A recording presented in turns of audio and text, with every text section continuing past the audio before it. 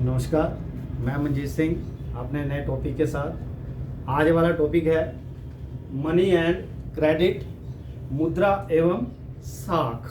ये क्लास 10वीं का इकोनॉमिक्स का चैप्टर नंबर 3 है और आज हम इसका पहला भाग करने जा रहे हैं। ये जो दो शब्द हैं आप देख रहे हैं, मनी एंड क्रेडिट।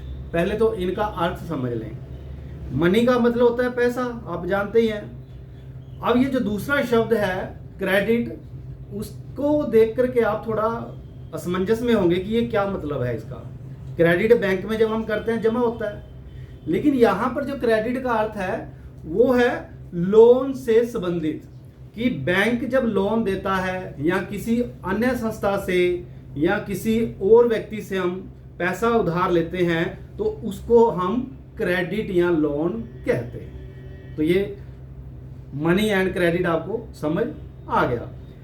अब हम बात करेंगे मीडियम ऑफ एक्सचेंज, कि money acts as a medium of exchange. कि ये जो पैसा है वो एक प्रकार से विनिमय का काम करता है। विनिमय यानी एक्सचेंज का काम करता है। अब मैं बाजार में जा रहा हूं, मुझे कोई चीज खरीदनी है।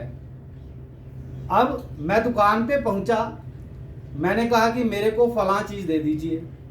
दुकानदार ने मेरे को चीज दे दी, लेकिन वो मुझे दुकान से तब तक नहीं निकलने देगा या मैं खुद तब तक नहीं निकलूंगा जब तक कि मैं उसके बदले, उसके विनिमय के बदले उसको कुछ नहीं दूंगा।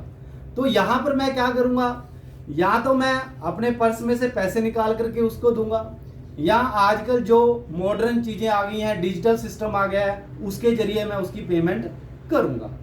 तो क्या है कि जो मनी है वो acts as a medium of exchange, यानी पैसा दे करके हम दुकान से कोई भी चीज खरीद सकते हैं। ये जो ट्रांजैक्शन है दिन में हम पता नहीं कितने बार करते हैं। लेन देन जो है कितनी बार करते हैं। कभी हम सब्जी की दुकान पे जाते हैं, कभी फल की दुकान पे जाते हैं, कभी राशन की दुकान पे जाते हैं, पता नहीं कितनी जगह पर हम जाते हैं और वहां से वस्तुएं या गुड्स को हम खरीदते हैं। लेकिन उसके बदले में हम क्या देते हैं, पैसा देते हैं। तो इस प्रकार जो मनी है वो acts as a medium of exchange, एक प्रकार से मध्यस्थता का काम करता है मेरे और वस्तु के बीच में। यानी जब हम कोई वस्तु लेने जाएंगे, मैं लेने जा रहा हूं मान लीजिए वस्तु, तो मैं ऐसे नहीं लेके आऊंगा, क्योंकि बीच में एक मध्यस्थता का जो काम कर रहा है वो है पैसा, मनी।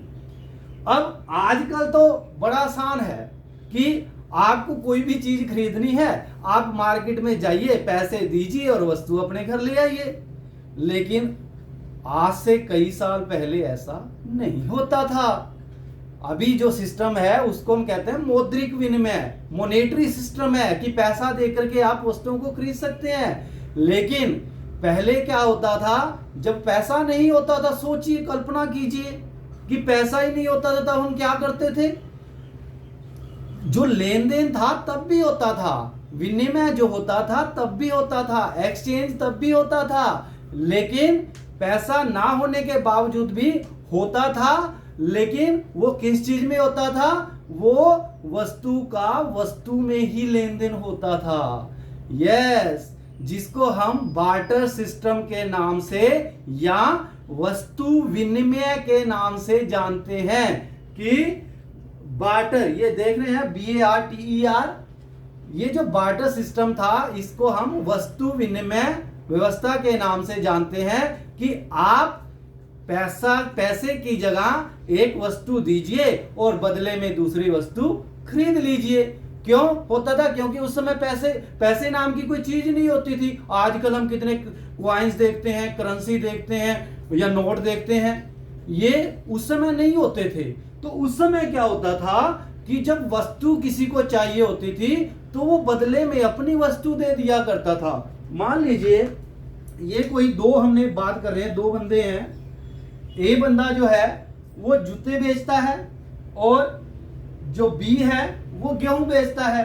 अब क्या होता था, जो ए वाला बंदा होता था वो बी वाले को शू देता था और बी वाले से वो क्या करता था, अपना वीट लेता था। समझ रहे हैं, क्योंकि जूते देख करके वो गेहूं खरीदता था।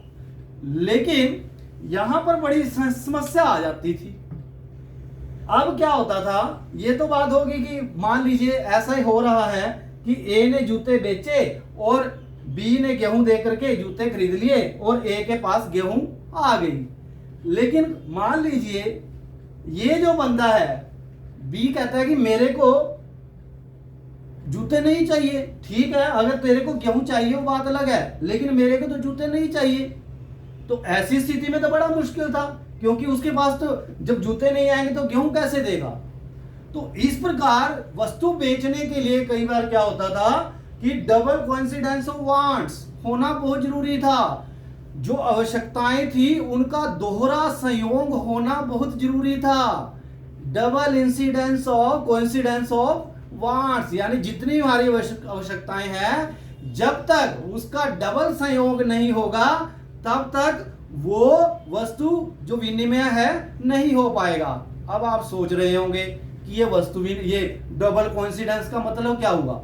तो इस बात को समझने का प्रयास करें कि जब दो आदमी उस समय लेन देन करते थे, क्या होता था कि ये जो जूते वाला बंदा था उस बंदे के पास जाता था जो वीट बेच रहा है, और इसको क्या है, वीट चाहिए और इसको जूते चाहिए। तब तो जो कह सकते हैं लेन देन है संभव हो पाएगा कि जूते बेच करके उसने, क्योंकि इसको जूतों की जरूरत है और इसको वीट की जरूरत है, तब तो ये काम हो सकता था बड़ी आसानी से। लेकिन इतना ये काम होता नहीं था, क्योंकि ये बंदा जूते बेचने जाता था और उसको वीट की जरूरत होती थी, तो वो ढूंढता रहता था कि मैं देखूं जाकर के ऐसा बंदा कि जो मुझे वीट दे सके और मेरे जो जूते हैं वो खरीद सके। अब मान लीजिए यहां पे ये सी वाला बंदा है, अब इसको जूते चाहिए। मान लीजिए इसको, ये जो बर्तन बनाने वाला एक बंदा है, बर्तन बनाता है, कुम्हार है, पोट्स बेचता है, और इसको शू चाहिए। अब यहां पर अगर हम बात करें तो इसको शू तो मिल जाएंगे, लेकिन इसको चाहिए, ए को क्या चाहिए, गेहूं चाहिए, और वो इसके पास नहीं है। तो इस प्रकार जो लेन देन था वो संभव नहीं था।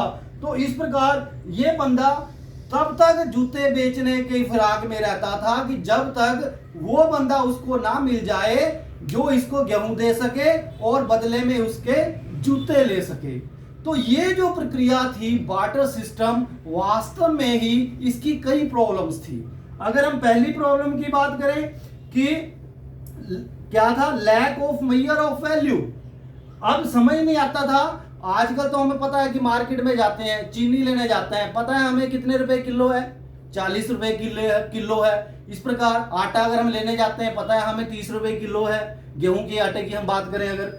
लेकिन उस समय तो किसी वस्तु का माप ही नहीं पता था। हम बता ही नहीं सकते कि वस्तु का माप जो था उसका अभाव था, पता ही नहीं चलता था। अब मान लीजिए, अगर मान लीजिए इस बंदे को, ए बंदे को बी वाले बंदे के साथ मान लो समझौता हो भी जाता है, यानी मान लीजिए डबल कोइंसिडेंस हो रहा है कि मान लीजिए ये गेहूं वाला बंदा कह रहा है कि चलो मैं जूते ले लेता हूं, और ए वाला जो है जूते बेच करके गेहूं खरीद रहा है। लेकिन प्रॉब्लम फिर भी आ रही थी, क्या, अगर ये कहता है कि मान लीजिए उस समय कोई माप तो था नहीं, ये कहता है कि मान लीजिए 5 किलो जो गेहूं है वो मैं, या 10 किलो, मान लीजिए 10 किलो गेहूं है, मान लीजिए उसको दे करके मैं जूते खरीद लेता हूं। अब इसको चाहिए 10 किलो, लेकिन ये कहता है कि नहीं, मेरे पास तो, मैं तो आपको 5 किलो दूंगा, आप ऐसा कीजिए मेरे को 5 किलो के हिसाब से जो मैं गेहूं दे रहा हूं उसके बदले जूता दे दीजिए। अब क्या होगा, दोनों जूतों की कीमत मान लीजिए 10 किलो है, अब एक जूते की कीमत 5 किलो हुई, लेकिन क्या एक जूते से उसका काम चलेगा? ये तो कोई मतलब ही नहीं हुआ। यानी ये जो संयोग बनेगा वो बिल्कुल ही बेकार होगा, उसका कोई फायदा नहीं होगा।